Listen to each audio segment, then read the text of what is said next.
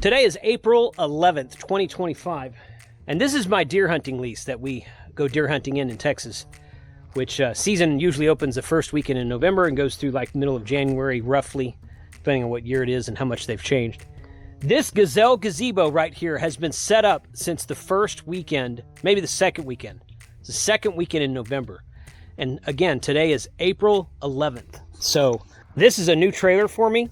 And there's a lot of stuff I keep in this trailer. I have an old trailer that you can see a video for on this channel that's been in the shop basically since the second weekend of November last year. So about the last almost 6 months, 5 to 6 months, something like that.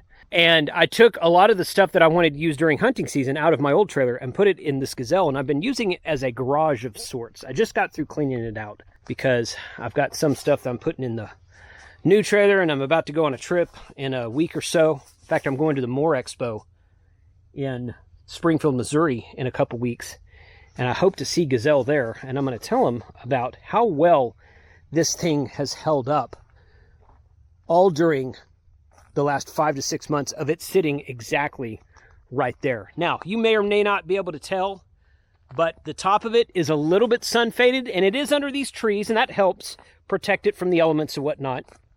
We've had a couple of bad storms come through here. Almost all the stuff that I had in there when I cleaned it out just now before I cleaned it out was covered in dust because it's just dusty in there. Well, it got dusty in there. You see all the dust on that refrigerator right there.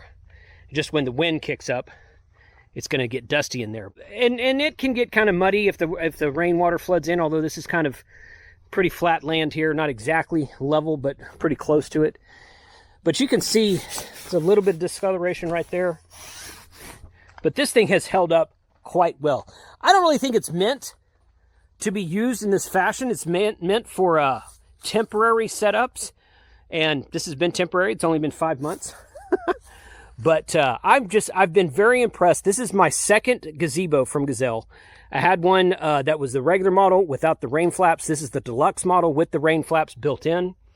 And I also have a Gazelle T3 pop-up tent that I take with me in places. So this is my third product from Gazelle, and I've been incredibly happy with all of them.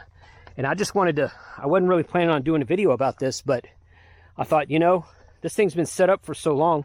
I'm about to tear it down and take it to the Moore Expo, actually. We set this up at the Moore Expo of 2024, and it was somewhat cold out at night once the sun went down.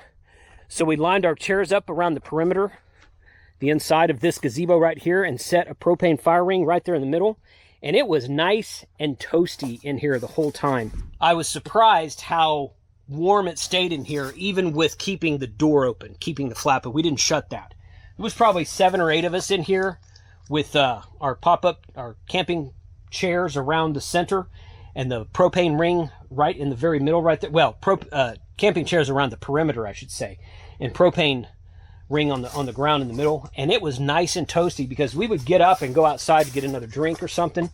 And once you walked out, you're like, wow, it's a lot colder out here than it is in there. You didn't realize how comfortable you were in there. Of course, you know, you got 7, 8 people in there, so body heat's a factor, but most of the heat came from the propane fire ring. But I've been incredibly happy with this Gazelle Gazebo.